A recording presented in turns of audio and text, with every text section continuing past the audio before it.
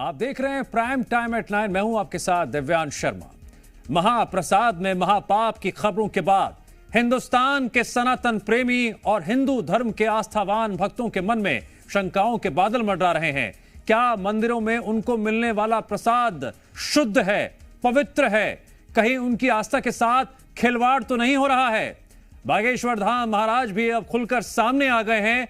चिंता जाहिर करते हुए सरकार से मांग कर रहे हैं और हर सनातन प्रेमी से आह्वान कर रहे हैं, सनातन के खिलाफ षड्यंत्र का मुकाबला मिलकर करें।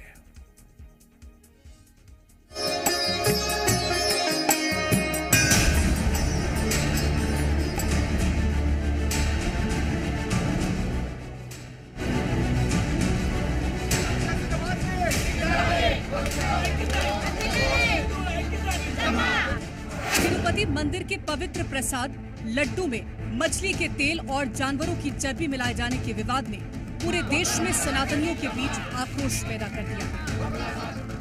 ये मुद्दा लगातार तूल पकड़ता जा रहा है और साधु संत इसके खिलाफ सख्त कदम उठाने की मांग कर रहे हैं। और अब इस कड़ी में बागेश्वर धाम के पीठाधीश्वर पंडित धीरेन्द्र कृष्ण शास्त्री ने सरकार से बड़ी मांग की है।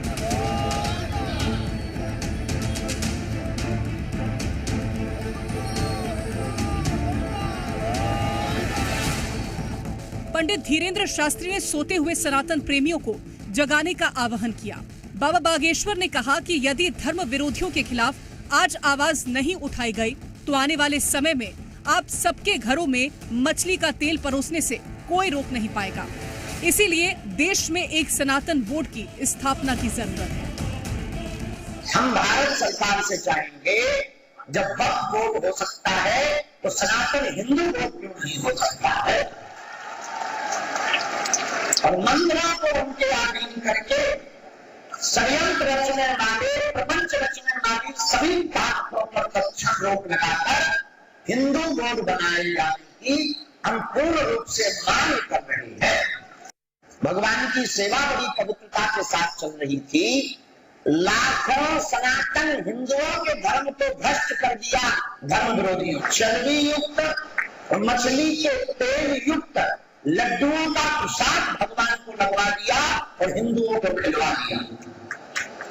कई धर्मात्माओं का धर्म भ्रष्ट हो गया और वहां की प्रबंधक और उसके जो भी लोग हैं उनको कठोर कार्रवाई उन पर की जाए, फांसी दी जाए। वहीं बाबा बागेश्वर की इस मांग को लेकर कांग्रेस बीजेपी का बयान सामने आया। सुनिए इस मांग को लेकर उनका क्या कहना है। धीरेन्द्र जी शास्त्री जी कुछ ऐसा कह रहे हैं तो उनके पास तो मुख्यमंत्री जी भी आते हैं, बड़े बड़े लोग आते हैं, केंद्र सरकार के भी कई बड़े बड़े लोग आते हैं। तो अगर वो ऐसा कह रहे हैं तो कर देना चाहिए। बाकी हाँ, जो भी धार्मिक गुरु हैं उनका हमें सम्मान करना चाहिए। अगर वो कोई इस तरह की राय दे रहे हैं तो उस राय पर सरकार को संज्ञान लेना चाहिए। पंडित धीरेन्द्र कृष्ण शास्त्री जी एक समाज के प्रबुद्ध और प्रतिष्ठित कहीं न कहीं संत महात्मा हैं, उनका सम्मान है और पूरी तरीके से उनके सुझावों पर हम विचार करेंगे। आने वाले वक्त में सरकार लगातार जिस प्रकार से सनातन संस्कृति के लिए काम कर रही है, इस दिशा में बहुत मजबूती के साथ आगे बढ़ेंगे।